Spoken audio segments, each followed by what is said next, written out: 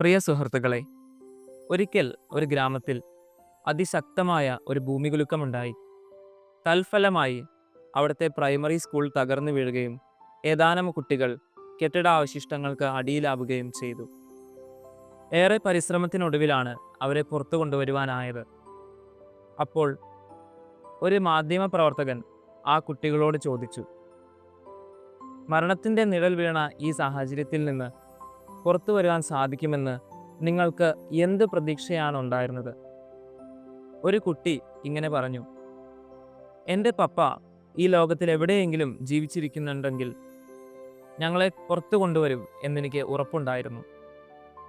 പിന്നീട് നാം വായിക്കുന്നത് ആ പിതാവ് തന്നെയാണ് ആ രക്ഷാപ്രവർത്തനത്തിന് നേതൃത്വം നൽകിയത് എന്നാണ്.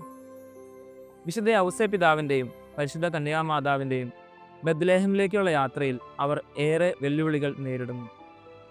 പരിശുദ്ധ കന്യാമാതാവിന് പ്രസവ സമയം അടുക്കുകയും പട്ടണത്തിൽ സത്രം ആവാതെ ആകുകയും ചെയ്തപ്പോൾ അവർ എന്ത് പ്രതീക്ഷിച്ചുകൊണ്ടാണ് പട്ടണത്തിന് പുറമേക്ക് ഓടിയത്? വിശുദ്ധ ലൂക്കായുടെ സുവിശേഷത്തിൽ നാം എങ്ങനെ വായിക്കുന്നു? ദൈവത്തിന് ഒന്നും അസാധ്യമല്ല.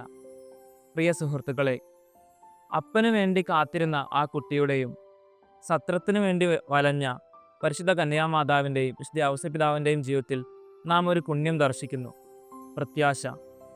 എങ്കിൽ നമ്മുടെ ജീവിത വെല്ലുവിളികളിലും നമുക്കും പ്രത്യാശയോടെ ദൈവത്തിൻ്റെ സമയത്തിനായി കാത്തിരിക്കാം.